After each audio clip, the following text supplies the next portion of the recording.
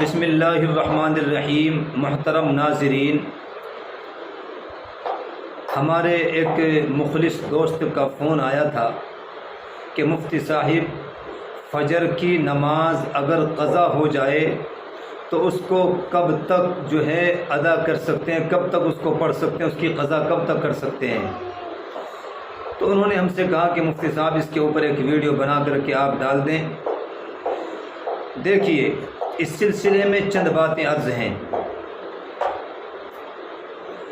سب سے پہلی بات تو یہ ہے کہ ایک آدمی گھر سے چلا فجر کی نماز پڑھنے کے لیے، اس نے مسجد میں جا کر کے دیکھا کہ نماز کھڑی ہے، جماعت کی نماز کھڑی ہے، اور اس کو فجر کی سنتیں بھی پڑھنی ہیں۔ چونکہ اللہ کے نبی صلی اللہ علیہ وسلم نے فجر کی سنتوں کے بارے میں بڑی تاکید فرمائی ہے، اور فرمایا کہ فجر کی 2 رکعت جو سنتیں ہیں، یہ دنیا اور جو کچھ دنیا میں ہے ان سے زیادہ بہتر ہیں۔ اسی طریقے سے ایک دوسری روایت میں آقا مکرم نے فرمایا کہ فجر کی 2 سنتوں کو پڑھو، اگرچہ تمہیں گھوڑے روند ڈالیں۔ تو جتنی بھی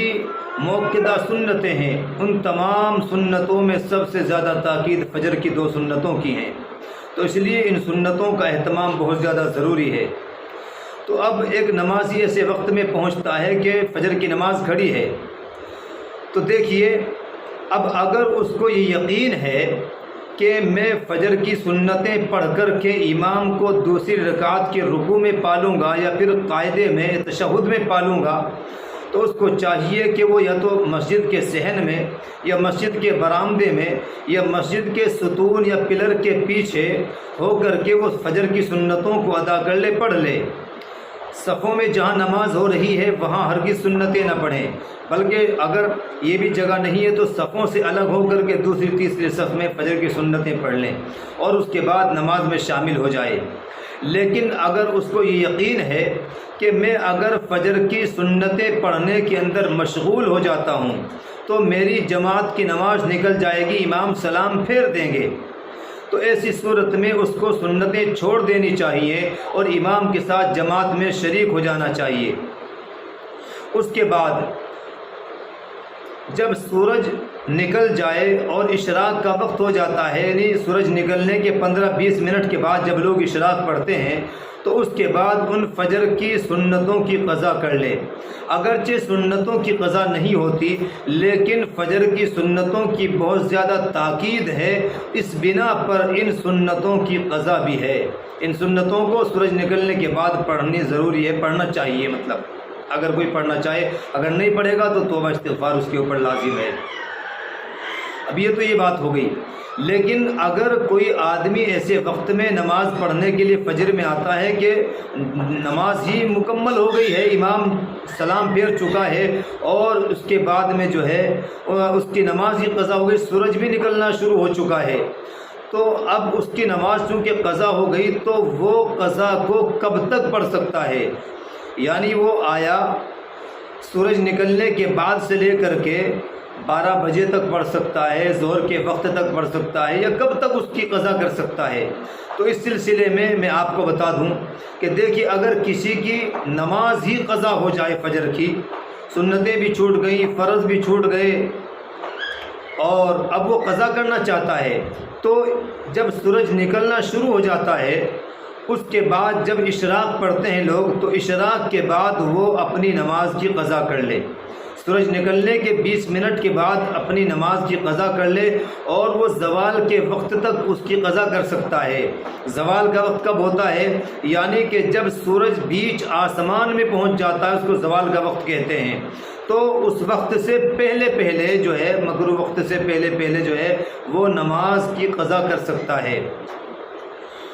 اور ساتھ میں سنتوں کی بھی قضا کرنی پڑے گی۔ اگر سنتیں بھی چھوٹی ہیں، دونوں چیزیں چھوٹ گئی ہیں، نماز قضا ہو گئی، تو سورج نکلنے کے بعد سے زوال تک وہ سنت کی بھی قضا کرے گا اور فرضوں کی بھی قضا کرے گا۔ لیکن اگر زوال کا وقت نکل جاتا ہے اور ظہر کا وقت بھی ہو جاتا ہے اور اس نے قضا نہیں کی ہے، تو اب اگر اس کے بعد قضا کرتا ہے تو پھر صرف فرضوں کی قضا کرے گا، صرف فرض نماز کی قضا کرے گا۔ اور اس سلسلے میں یہ بھی یاد رکھیں کہ سورج نکلنے کے وقت، سورج غروب ہونے کے وقت اور زوال کے وقت قضا نمازیں بھی پڑھنا جائز نہیں ہے۔ البتہ عصر کی نماز کے بعد اور فجر کی نماز کے بعد اور اسی طریقے سے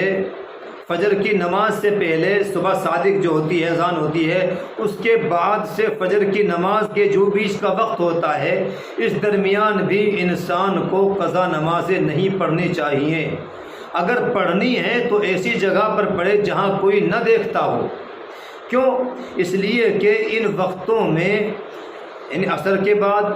اور سورج نکلنے کے وقت، اور اسی طریقے سے جو ہے جب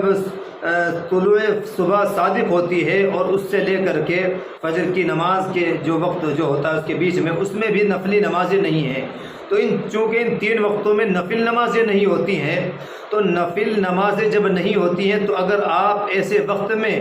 آپ قضا نماز پڑھیں گے، خاص طور سے 2 وقتوں میں، عصر کے بعد اور فجر کی نماز کے بعد، تو اگر ایسے وقتوں میں آپ قضا کریں گے تو پھر یہ سمجھ لیجئے لوگوں کے سامنے اگر قضا کریں گے تو لوگ اس سے بدظن ہو جائیں گے، اور